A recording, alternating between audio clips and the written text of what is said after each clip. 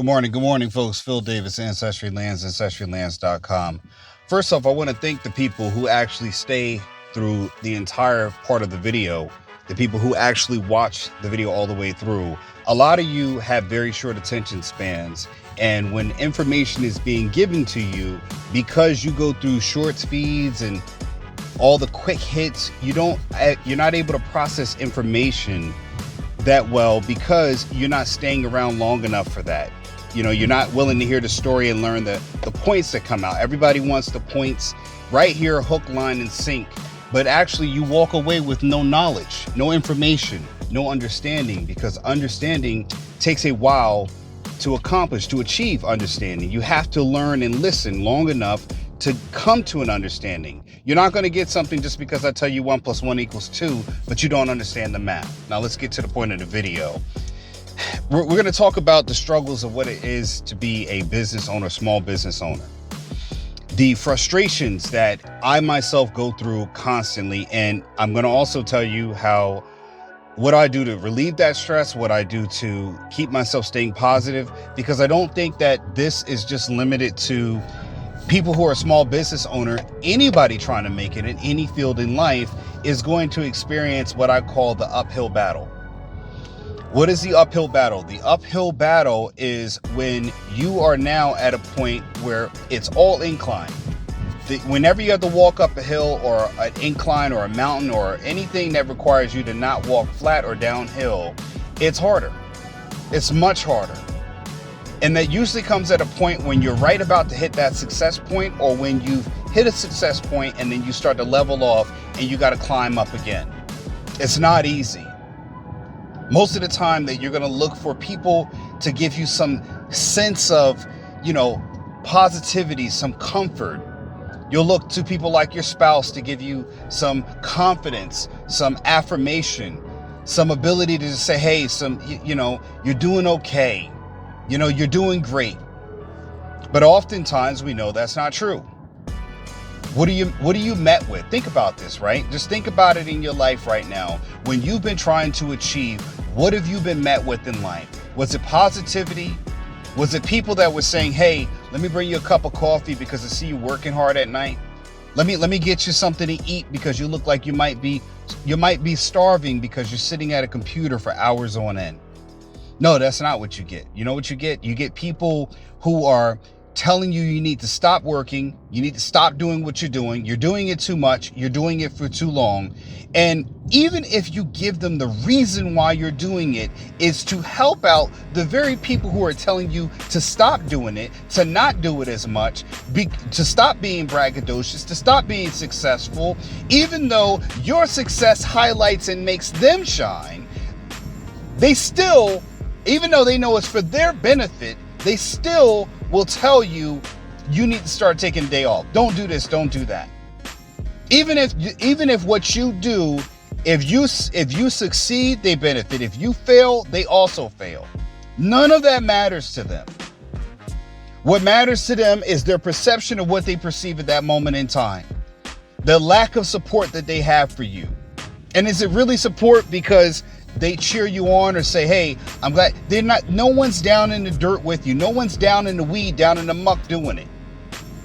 I got people like, Avon that I've interviewed, my dear friend Avon, and many other people that I've brought on the channel that have shown success. And a lot of times, not all the times, many people are alone in the path to achievement. And where does that leave you when you get hit after hit after hit after hit?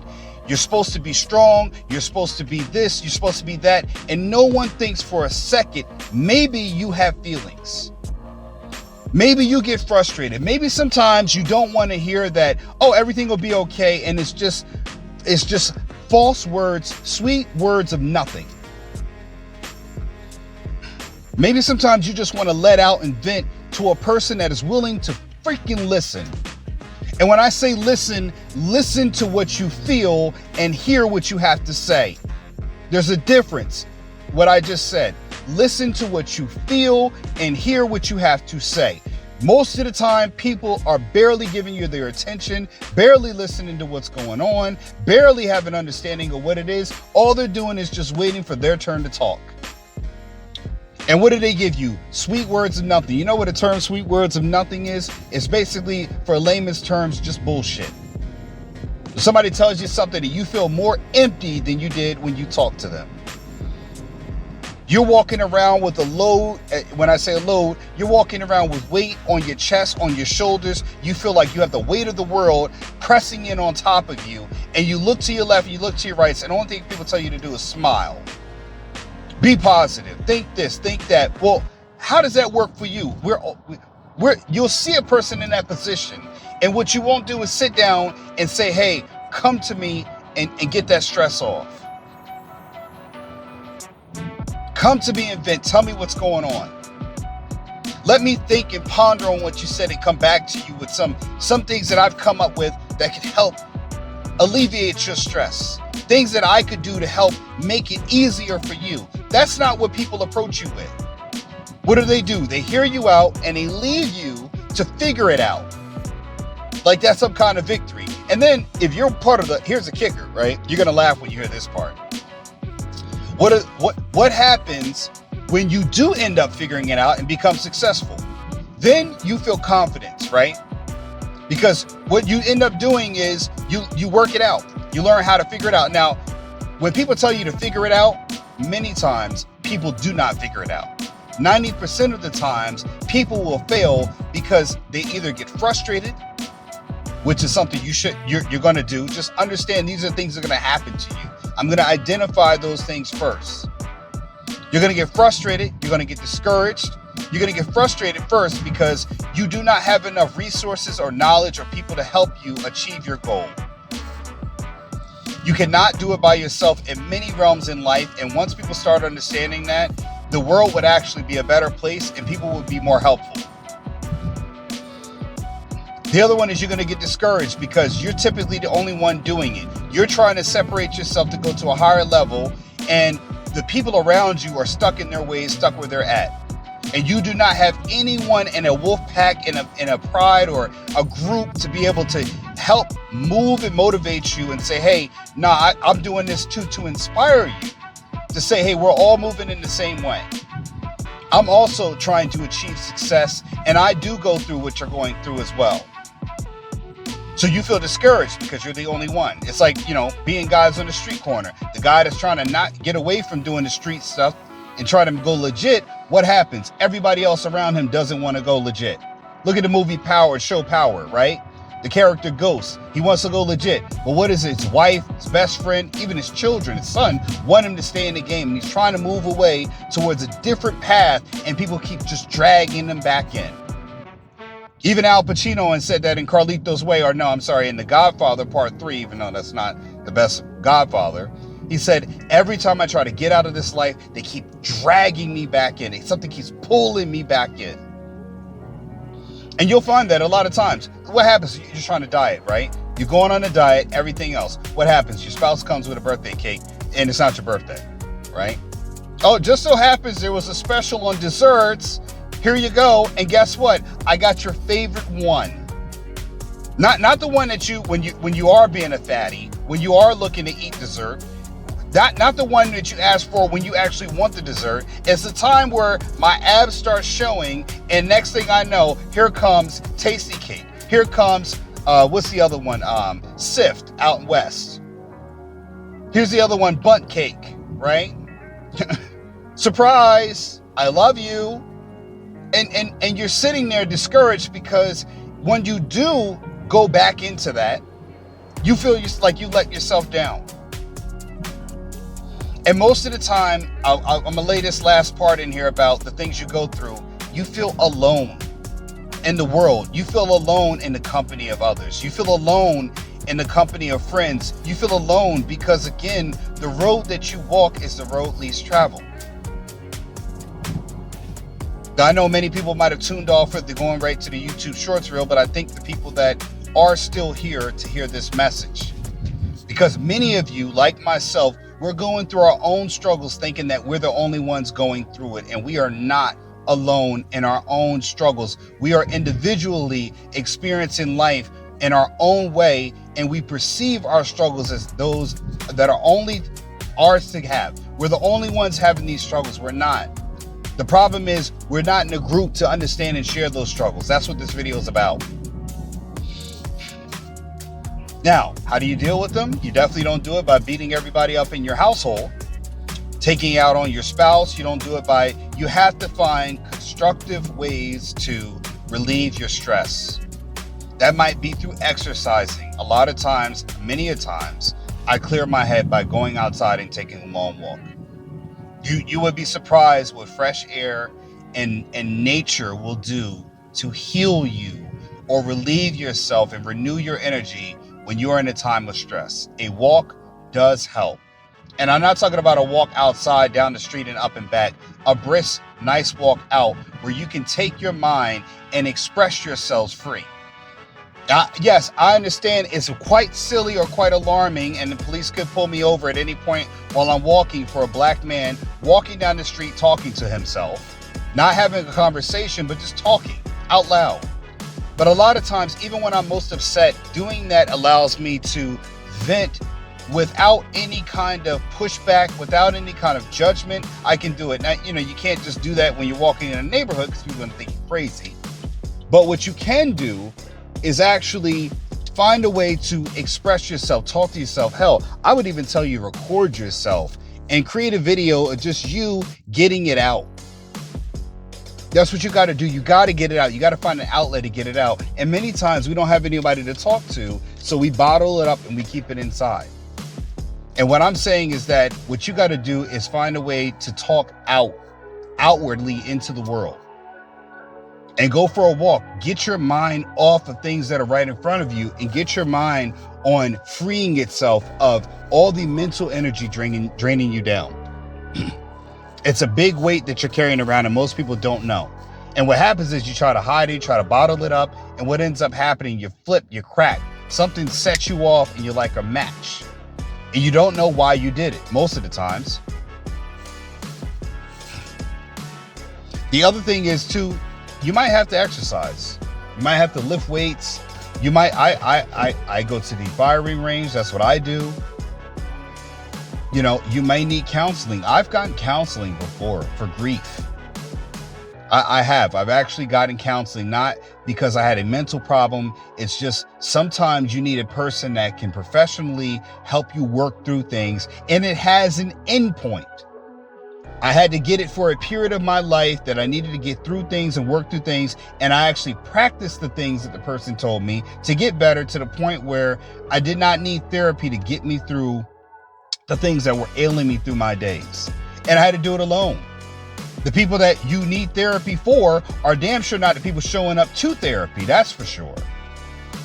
And you need ways to understand something that I've learned in therapy, your triggers, the things that set you off. Sometimes I got in arguments with my wife and the therapist told me that really it's not something my wife did. It's something that triggered me because of something that was done in my past that's brought me to the point of being upset about what she does now. And even though it's not really her doing it, in my mind, I perceive that same trigger, that same cue, and I'm defensive for it.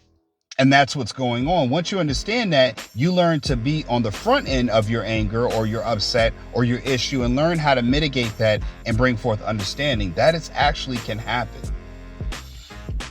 And the other part is you're going to actually have to do the work. That's the hardest part for people. You're going to have to actually sit down, write your problems out, and figure out, whether you chat GPT or you do Google online research, you got to start figuring out there are ways to your problem. Well, the one thing people handicap themselves with is analysis paralysis. They have the inability to take the next step.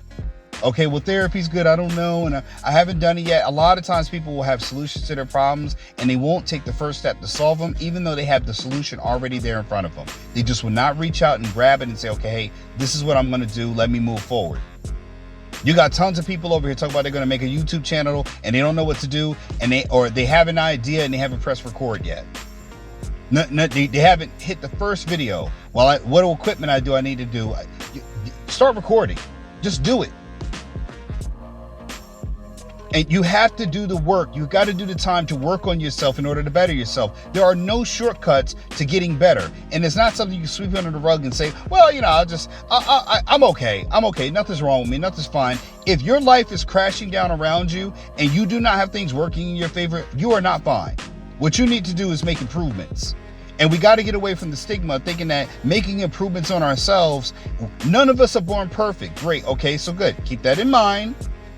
And then understand that improving yourself is bettering yourself to a better version. Not saying that you're broken. What we all are is broken, but we need to, not broken, but we all are not, we're all imperfect. And what we need to do is try to better the parts of us that cause us to kind of crash out or break down or become a detriment to our own goals in life. The part that gets in the way of the things that truly make us happy. You know, the part that makes you non-appreciative of the things you have in your life, instead of understanding that I need to be appreciative of things I have in my life. And here's what I do to get more out of my life. Here's what I do to better, not just myself, but the people around me. That people feel good coming around me and can enjoy my company. That's the goal. There is no happy ending to this video. The deal is you got to work on yourself. You got to do the hard work. You got to look at these tips that I've given you on how to deal with that frustration, and understand this. If you think that getting to the top is frustrating, try being at the bottom. I've been on both ends trying to get to the top. And let me tell you, the view from up here is way better than the view from down there. Because everything looks small when I'm looking down. But when I look up, everything looks bigger. You can look at a plane up in the sky, and the plane still looks a lot bigger. Depending on how far away it is, the moon still looks a lot bigger than when I'm up in a plane looking down at a house or people walking. The moon, planets are farther away, and they look bigger in the sky. The sun looks bigger in the sky than when I'm in the sky looking down at houses. So I'm gonna tell you that. Leave that one with you, right? If you stayed and watched this video this long, please check my book out. Getting Dollars from Dirt, A Beginner's Guide to Vacant Land Investing. Links in the description below. My daughter puts the links down in the description below. Please go up there, click that link, and get yourself a book. If you watched it this long and you're a new viewer, please make sure you like and subscribe to the content. We'll see you in the next one. Phil Davis, and I'm out. Peace. That's it, folks. You can go to Ancestry Lands to start owning property today, with payments starting at $250 a month, no credit checks, and owning land has never been easier. It's time to build your land portfolio one property at a time. We help you to get dollars from dirt and build generational wealth by owning small plots of affordable vacant land. Contact us to learn more. Oh, and speaking of dollars from dirt, I also wrote a book about investing in land for you readers out there. My book, Getting Dollars from Dirt, A Beginner's Guide to Vacant Land Investing, is on Amazon. The link is in the description section below. Inside, you'll learn simple, easy to read insights that will have you understanding why you should own land today. For more tips and tricks, subscribe for updates, comment below, and let us know what you enjoyed about this video. Thanks for watching, and I'll see you in the next one. And remember, like and subscribe.